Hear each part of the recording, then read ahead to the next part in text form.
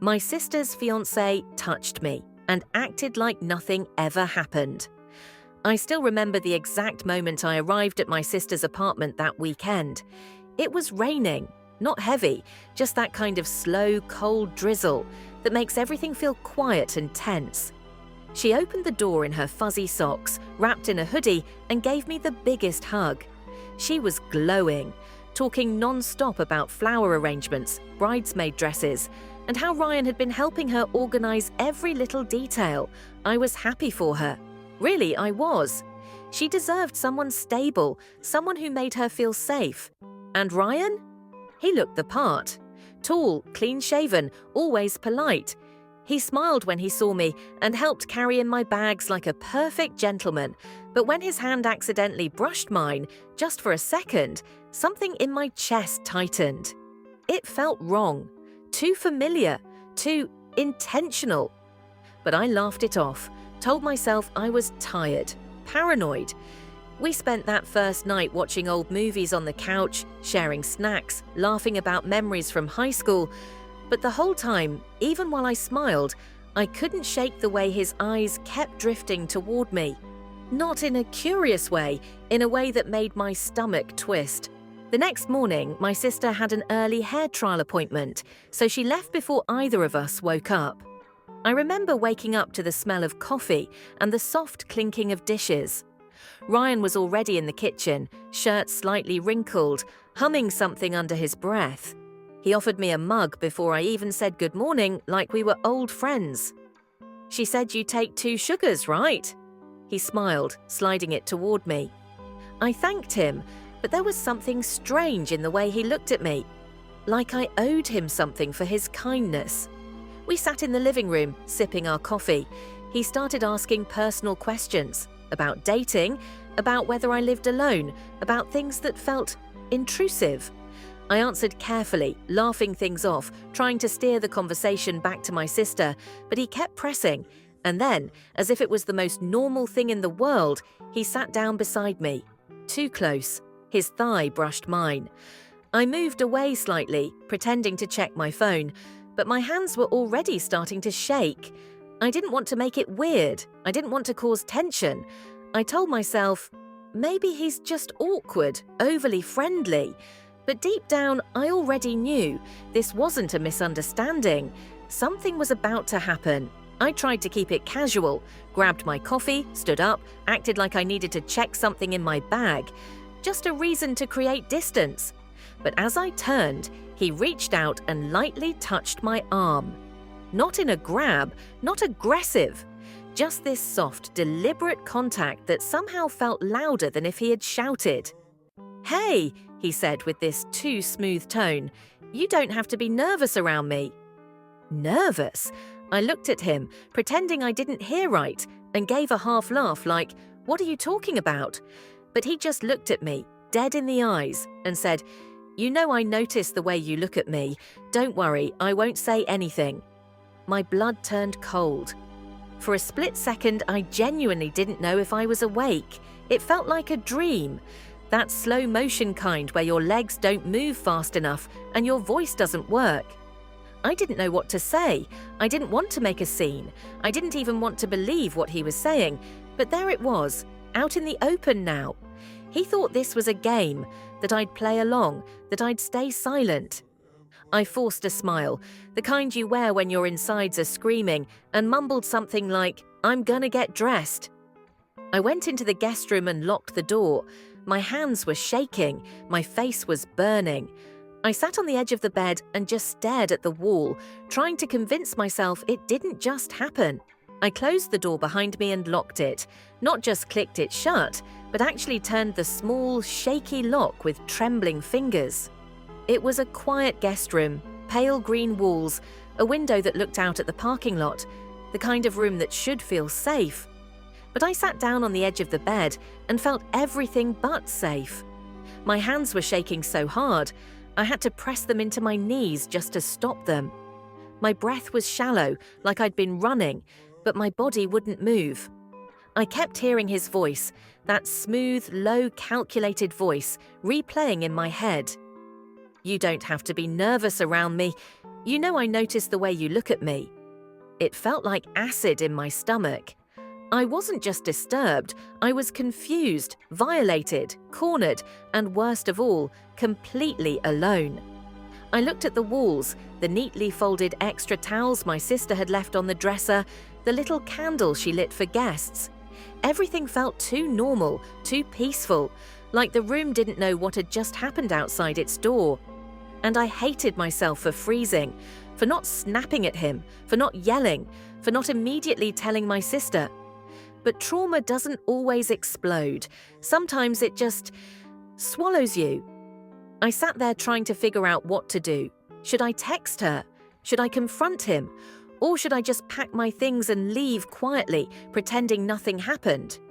Then I heard it, a light knock at the door, just once, software.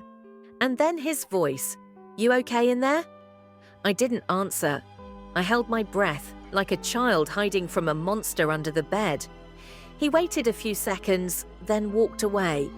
And in that moment, I realized something terrifying. He wasn't afraid, not of what he said, not of what he did, not of me. The rest of that day felt like walking through wet cement. Every movement, every word, every smile I forced, it was heavy, fake, exhausting. My sister came home all excited, holding a little bag of lipstick samples and pictures of floral centerpieces. I wanted to match her energy, I really did. I nodded, I smiled, I even helped her lay out the magazines on the coffee table. But Ryan, he was there too, sitting on the couch with his arm lazily slung across the back, legs spread out like he owned the room. He glanced at me once, just once, and smirked, not obviously, but enough for me to see it. Like we had a secret. I felt sick. I couldn't even look at him. But he was good, so good at pretending. He complimented my sister on her ideas, made dinner again, salmon and roasted vegetables this time. Even poured me a glass of wine, saying, "You seemed a little stressed earlier, thought this might help you relax." I stared at the wine for a long time before setting it down. Every word he spoke was laced with that undertone, that silent threat. "I know you won't say anything, I know you'll keep this quiet." And I hated that he was right. I felt like a prisoner in someone else's happy story, a silent character in a fairy tale I no longer believed in. But I smiled through dinner. I asked questions, I helped clean up, I played the role. Because in that moment, I didn't know how not to. That night, I didn't even bother pretending to sleep. I lay on the guest bed in my clothes, curled on my side, staring at the wall while my phone sat on the pillow next to me, screen dimmed, but unlocked, like somehow just having it ready would protect me. Every sound in the apartment became a threat. The clink of pipes, the buzz of the fridge, a soft thump above. Was that the neighbors or was he moving around again? Around 1:47 a.m., I heard it. Soft footsteps outside my door. Not fast, not loud, just slow, padded steps. And then they stopped. Right at my door. I didn't breathe. I don't even think my heart beat. I stared at the tiny crack under the door and saw a shadow move across it, back and forth, like someone was standing there, listening, waiting. I could hear the air moving in my own lungs, the blood rushing in my ears. I wanted to scream. I wanted to say something. I wanted to call my sister. But instead, I lay there frozen. I felt 12 years old again, powerless, small. Then the doorknob twitched, just slightly, like someone testing to see if it was locked. I bolted upright, heart pounding, adrenaline surging, but the door held. And after a few seconds, the shadow disappeared. The footsteps faded. I sat in the dark, knees to my chest, shaking. Not crying. I couldn't even cry. I was just numb. I stayed like that for hours. The sky outside started to pale, birds began chirping, and the apartment started to feel like a prison I had to escape from. I knew in that moment, with a terrifying kind of clarity, if I stayed another day, something worse would happen, something I wouldn't be able to lock a door against. By morning, I had made up my mind. I didn't care how awkward it would be. I didn't care if my sister thought I was overreacting. I was going to pack my things, call a cab, and leave. But when I walked out of the guest room, suitcase already zipped, Ryan was standing in the kitchen like nothing was wrong. He smiled at me, that same easy, smug, hollow smile, and said, "Sleep okay?" My skin crawled. I didn't answer. I just walked past him, grabbed my shoes, and started lacing them up by the door. That's when he said it, soft, almost under his breath, like it was a joke between us. "You know, if you wanted attention, there are easier ways to get it." I stopped cold. My lungs forgot how to work, my hands clenched into fists, and for the first time since it all started, I turned and looked him dead in the eyes. "What did you just say to me?" He shrugged, cool as ever. "Come on, don't make it into something it's not. You're not going to tell her. You wouldn't do that to your sister." And right then, something snapped in me. I marched down the hall, banged on my sister's bedroom door. She opened it groggy, confused, hair a mess, blinking in the morning light. "I need to talk to you," I said, "right now." She saw my face, pale, trembling, furious, and nodded. We went back into her room and I told her everything, word for word, the comments, the look, the touch, the shadow under my door. Her face shifted as I spoke, confusion, then horror, then something colder, disbelief, denial. "He wouldn't do that," she whispered. "Ryan's not like that. He loves me." "I know," I said. "That's what makes this so hard." I didn't wait for her to believe me. I just grabbed my bag and walked out that door. Because sometimes surviving means leaving, even if no one's clapping when you do. It's been 6 weeks, 42 days. And in all that time, silence, no messages, no missed calls, no "are you okay" from my sister. Just the distant echo of everything I left behind, her wedding planning posts, her filtered smiles with him, her little countdown stories that make it look like she's the happiest bride-to-be in the world. Sometimes I catch myself staring at those pictures too long, zooming in on her eyes, wondering, does she know? Did she ever believe me, even for a second?